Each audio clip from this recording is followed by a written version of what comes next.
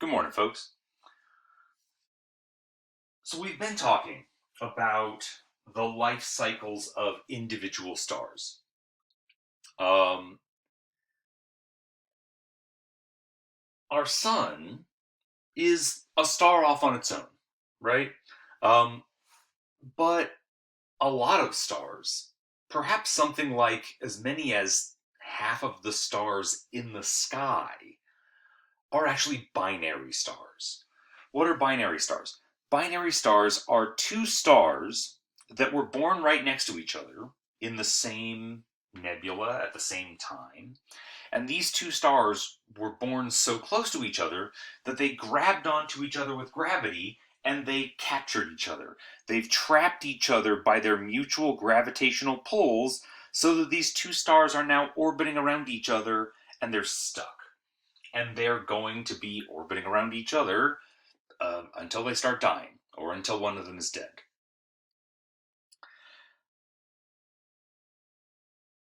This happens, it turns out, frequently. Um, this diagram here is actually these two stars orbiting around each other, and a couple of years ago they found a planet that looks like it's orbiting around these two stars. So you actually have a planet orbiting around a binary system, which is a brave new world for exoplanet studies. Most of the exoplanets that we've found so far are around solitary stars. But after the last few years, we've actually found a handful of planets orbiting around binary systems, and that opens up a whole new possibility of what planets could be like if they're orbiting around binary stars. But before we get to that, that's a topic for another day. Let's focus on the stars here first off, right? Well, when it turns out, when you've got two stars orbiting around each other, those two stars are going to orbit each other according to Kepler's laws of motion, right? Because Kepler's laws come right out of Newton's law of gravity, right?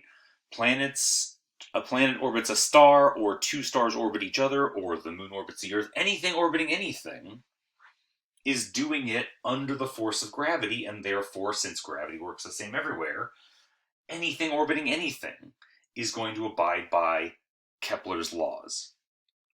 And so the big revelation when Isaac Newton figured out his theory of gravity and derived Kepler's laws of planetary motion, the big revelation is not just that p squared equals a cubed the way Kepler said it did, but that because gravity comes from the masses of the two orbiting bodies, that Kepler's third law actually also depends on the period and the semi-major axis, but it also depends on the sum of their masses. The mass of, in this case, star 1 plus star 2.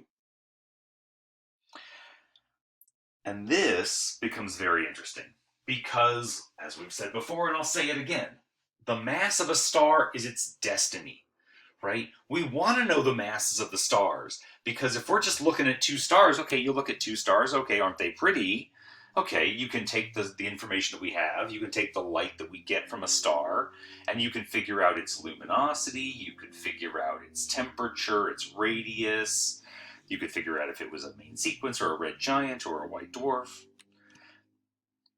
But the one thing you can't get from the light from a star is its mass. How do we get the masses of stars? And the original way, even before they knew about the mass luminosity relation of main sequence stars, the way they figured out that there was a relationship between mass and luminosity of main sequence stars is by measuring the masses. Right? So I elided over that when we were talking about HR diagrams. I said there's a relationship between luminosity and mass for main sequence stars. How did we figure that out? Here's how they figured it out, right? By taking binary stars, specifically, take binary stars, measure the period of their orbits, measure the semi-major axes, and you can figure out the sum of their masses, which doesn't actually tell us enough information. Right? This we get, right, if we have the period and the orbital distance between these two stars, we can get how much their total mass is, but it doesn't give us the mass of the individual stars. We actually need one more piece of information in order to get M1 and M2 separately. And that vital piece of information is the velocity. Because, remember, we've talked about this before, right? If you look at the spectrum of a star, you can see if that star's spectrum is red-shifted because the star is moving away from you, or you can see if the star's spectrum is blue-shifted if the star is moving toward you. Well, when you've got two stars orbiting around each other, the stars aren't always blue-shifted or red-shifted. Something a little more interesting happens. So here I've got a little cartoon. Let's say that here we are on Earth. Let's say we're over here where the green dot is, and we're looking at this system. And these two stars are orbiting around each other. And I'm going to call the big blue star star A, and I'm going to call the little red star star B. All right? As these two stars orbit around each other, look at what this happens to their spectra. It's getting a little more interesting here, right? Because here you've got these two lines, like this. All right, you've got these two absorption lines. Let's assume that these lines are from hydrogen because there's going to be hydrogen in both of these stars. And so both of these stars are going to give you the same line, but as these two stars orbit around each other, what's happening? As one star orbits toward the Earth, the other star is orbiting away. They move in opposite directions. One star is moving toward the Earth while the other one is moving away. One's moving up while the other one moves down. So let's stop it right there, right? Right here is where star A is moving toward us the fastest, and star B is moving away from us the fastest. So what happens? You take that exact same absorption line, and star A's spectrum is blue shifted, and star B's spectrum is red shifted. The shift, the Doppler shift between these two stars is always going to be in opposite directions because the two stars are moving in opposite directions. Also notice they're not shifted by the same amount, right? Now, why do you think these two stars have different Doppler shifts? Well, remember that the Doppler shift depends on the velocity, right? So if we have, like, let's take that hydrogen absorption line, and we say, okay, that star, that line is shifted to here for one of the two stars, right? So the star, when that spectrum is at its maximum shift, right? When that star's spectrum is at its maximum shift, then that line is shifted as far to the left or right as it can get. And then this shift, right, when you take the object's wavelength minus the rest frame wavelength, you're going to get the maximum amount of shift in the wavelength of that line. The shift in the wavelength divided by the rest frame wavelength times the speed of light tells you the velocity of the stars. Right? So, let's say we're right about, let's do right there, right? So, right here, the star A is moving away from us, star B is moving toward us. Right there, all right? So, star A is moving away from us. Its lines are redshifted. Star B is moving toward us.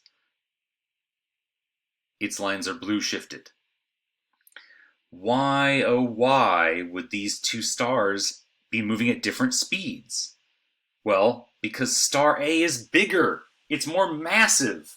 It's harder to move around. It gets less acceleration from the gravitational pull. The gravitational pull between star A and star B are equal in strength but opposite in direction. That's Newton's second law. No, that's Newton's first law. Third law. Darn it. That's Newton's third law, right? Star A and star B are pulling on each other with equal forces in opposite directions. That's Newton's third law. But Newton's second law says that the acceleration that an object gets is inversely proportional to the mass. So star A has more mass. It's going to get pulled slower by star B's gravity. Star B is less massive. It's going to be moving faster. It's going to be experiencing greater acceleration from star A's gravity. So that's why the spectrum is not symmetrical. Star A is more massive. It's going to get less of a Doppler shift. Star B is less massive. It's getting pulled around faster. It's going to have a greater Doppler shift. And that is something that we can measure in our spectra. Right? The one thing that's going to be true between star A and star B is that the mass of A times its speed, or velocity, mass of A times the velocity of star A equals the mass of B times the velocity of star B. This comes right out of Newton's second law of motion. So if we take the velocity of star A and divide it over to the right side, then we have that the mass of star A equals the velocity of B divided by the velocity of A times the mass of star B. Okay, now we're really getting into the algebra here, but it's going to become really simple here in a second. We don't know what A and B are. We don't know what the mass of star A and star B are. That's what we're trying to get. That's the goal. But what we do know is we know their velocities. Because the velocity of star B is proportional to its wavelength shift. Just like we had over here. The velocity of the star is proportional to its wavelength shift. So if we just get our stars back where we want them, right there, right? Take the wavelength shift for star A, plug it in right there. Take the wavelength shift for star B, plug it in right there, and then divide them, then you just get a number. Right? And you get the number that is the ratio between the mass of star A and the mass of star B. So here's the real trick, right? All we got to do is measure the spectra of these two stars, and what if, in this case, what if star B's spectrum is shifted by 5 nanometers to the blue side? Like we have it in the diagram right here. And star A's spectrum is shifted 2 nanometers to the red side. Well, then 5 divided by 2 is 2.5, right? All of this simplifies to just be 2.5. Now we've just got a number. So what do I know? I don't know what the mass of star A and I don't know what the mass of star B are, but I know from looking at their velocities, I know that the mass of A is 2.5 times the mass of B. Now I'm almost there. I still don't know what mass A and mass B are, but I have a vital piece of information. I now know that star A has 2.5 times the mass of star B. So what can I do with that? Let's go back to what we had before. Let's go back to Newton's version of Kepler's third law. Right? Let's watch these two stars. Let's say here we are on Earth, and we're looking at these two stars right here. Right? We're on Earth. We're looking at these two stars. All right? There's the red star up here and the blue star down there. Well, we can measure how far apart these two stars are. We can measure what their orbital radius is. We can measure what the semi-major axis is. That's our A in Kepler's third law, remember. And if we watch these two stars orbit around each other, we can figure out how much time it takes for them to orbit, right? It goes, the star A starts down here, it goes up, it comes back down again, boom, that's one orbit. So all we got to do is measure how much time it takes for these two stars to orbit around each other, and we've got the period. So there you go. Take the orbital distance, A, in astronomical units, take the period of their orbits, P, in years, just like always, and we can now have the sum of their masses. So let's say, for example, what if we're watching these two stars, and they are 6 AU apart, and it takes 3 years for them to orbit each other. Well, 6 cubed divided by 3 years squared equals 24. Now, remember how Kepler's laws work. The masses here are in solar masses. So I know that mass A plus mass B equals 24 solar masses.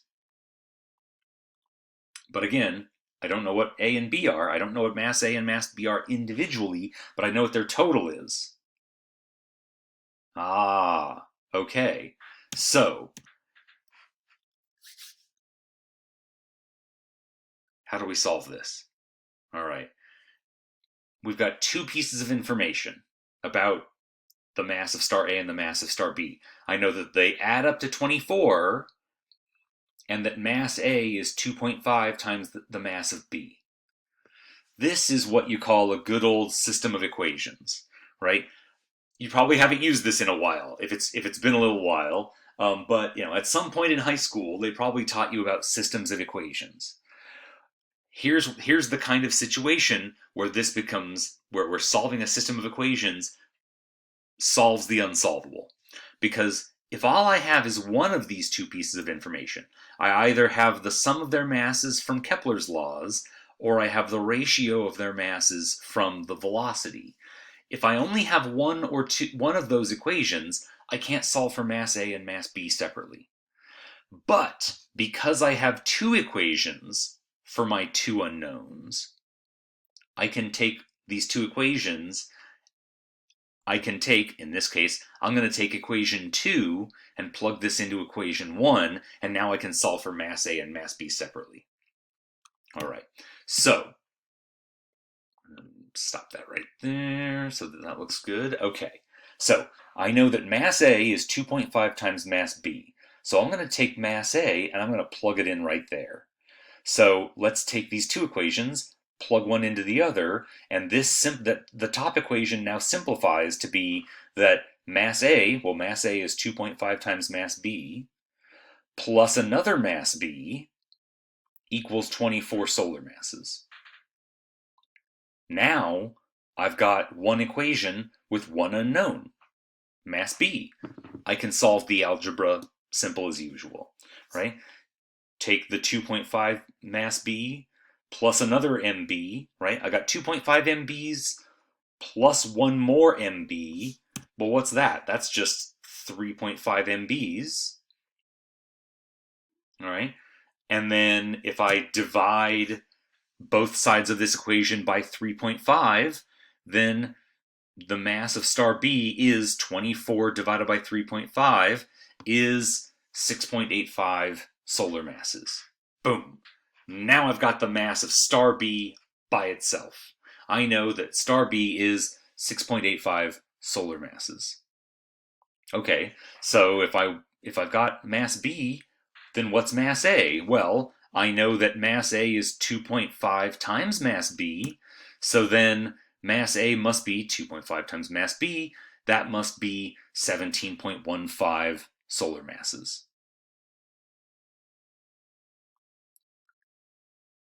Now I have not just the sum of their masses or the ratio of their masses, I now have the masses of star A and star B separately. Now I know each of their masses by themselves, and like I said it before and I'll say it again, when I know the mass of star A, I now know everything about it. This is how we do this. This is how we take these 2 stars orbiting around each other and disentangle, tease apart what their separate masses are so that we can say, okay, there's star A, there's star B. What are their masses individually? What are their luminosities individually? What are their radii? What are their temperatures? What are their life cycles? I got these 2 stars orbiting around each other. They're the same age because these 2 stars were born out of the same nebula at the same time. But if they have different masses, which one's going to die first? What are their lifetimes, right?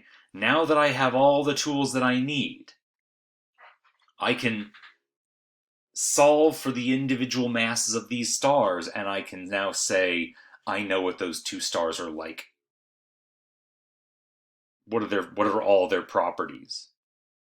And if I know what these two stars are like separately, and I know what these two stars are orbiting around each other, then I can go the next cutting edge step and say, well, if these two stars are like this, then what's it like on a planet around those two stars? What's the temperature on a planet like that?